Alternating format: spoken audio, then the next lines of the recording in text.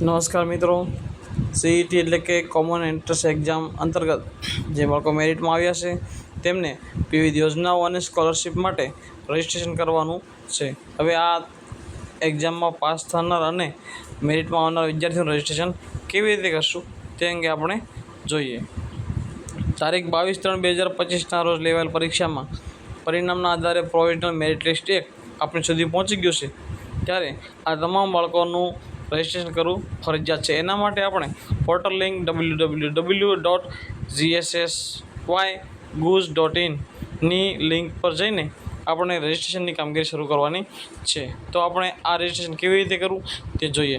સમગ્ર જિલ્લામાં આખા સ્ટેટની અંદર કાસ્ટ વાઇઝ બાળકોને મેરિટ યાદી કેટલી આવી છે તેનું આપ એનાલિસિસ જોઈ શકો છો.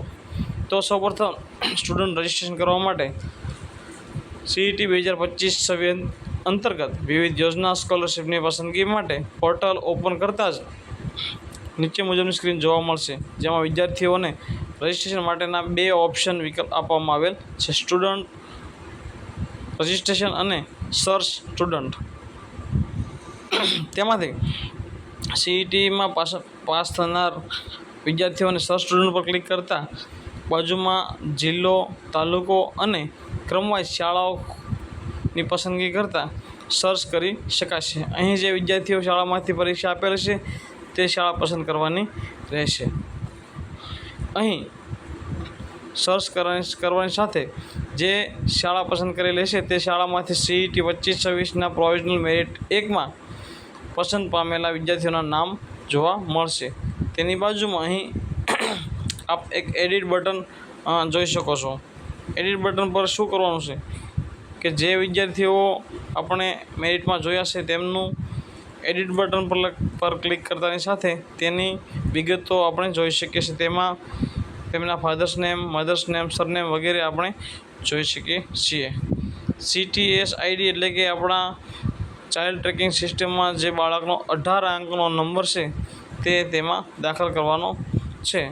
ત્યારબાદ આગળની સ્લાઇડમાં જોઈએ. CTS ID દાખલ કરવાની સાથે જ મેરિટમાં આવનાર વિદ્યાર્થીઓનું લિસ્ટની અને તેનું વિગત દર્શાવે છે. માતાનું નામ, પિતાનું નામ, સરનેમ, ડેટ ઓફ બર્થ વગેરે વિગતો આપમેળે ત્યાં આવી જશે. ત્યારબાદ વિદ્યાર્થીઓની કેટેગરી સામાજિક જ્ઞાતિ પસંદગી કરવાની રહેશે, જેમાં કેટેગરી પર ક્લિક કરતાની સાથે ડ્રોપ ડાઉન મેનુમાં વિદ્યાર્થીને લાગુ પડતી સામાજિક કેટેગરી પસંદ કરવાની રહેશે. વિદ્યાર્થીને લાગુ પડતી કેટેગરી સામાજિક જ્ઞાતિ પસંદ કર્યા બાદ જે કેટેગરી લાગુ પડતી છે તેની પેટા કેટેગરી પસંદ કરવાની રહેશે. પેટા કેટેગરી પસંદ કર્યા બાદ વિદ્યાર્થીઓને કેટેગરીનું પ્રમાણપત્રક અપલોડ કરવાનું રહેશે. જે વિદ્યાર્થીઓ સામાજિક કેટેગરી અને પેટા કેટેગરી પસંદ કરી છે તેમણે સક્ષમ અધિકારીનું તાલુકા મામલતદાર, તાલુકા વિકાસ અધિકારી અને ના સક્ષમ અધિકારી દ્વારા આપવામાં આવેલ જાતિનું પ્રમાણપત્ર અપલોડ કરવાનું રહેશે.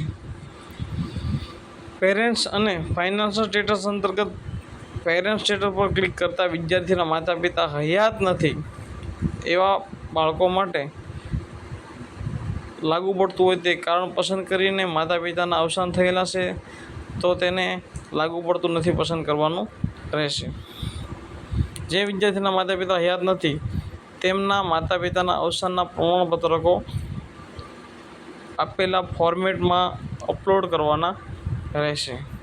જે વિદ્યાર્થી સંસ્થા માટે જમીનના દાતાઓ સાથે કૌટુંબિક સંબંધ ધરાવે છે, બ્લડ રિલેશન ધરાવતા બાળકો હોય તો તેમણે યસ વિકલ્પ પસંદ કરીને આ અંગેનું પ્રમાણપત્રક અપલોડ કરવાનું રહેશે.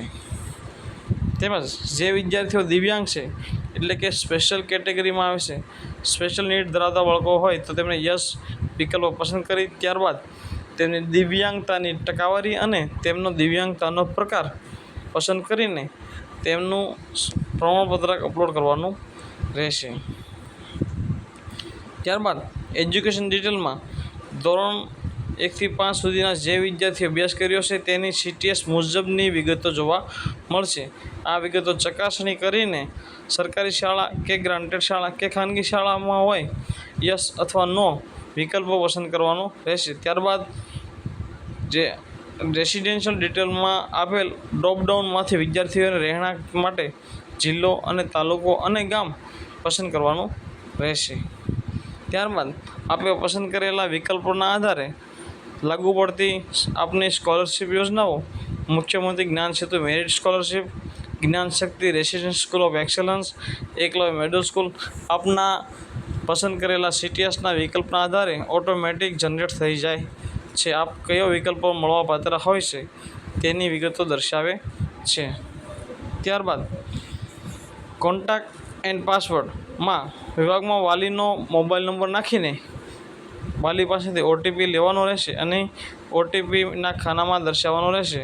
વિદ્યાર્થીઓને આગળની ચોઇસ ફિલિંગ અને અન્ય પ્રક્રિયા માટે લોગિન અને પાસવર્ડ રાખવાનો રહેશે. પાસવર્ડ સેટ કર્યા બાદ બાંહેધરી એટલે કે આ રેડિયો બટન પર ક્લિક કરવા માટે બાંહેધરી આપીને રજિસ્ટ્રેશન પ્રક્રિયા પૂર્ણ કરવાની રહેશે. એકવાર સબમિટ કર્યા બાદ કોઈપણ ફેરફાર થઈ શકશે નહીં, એની આપ ખાસ નોંધ લેજો. મિત્રો, આ આપનો વિડીયો પસંદ આવ્યો હોય તો શેર કરજો, જેથી બીજા કોઈને કામ આવી જાય. Thank you.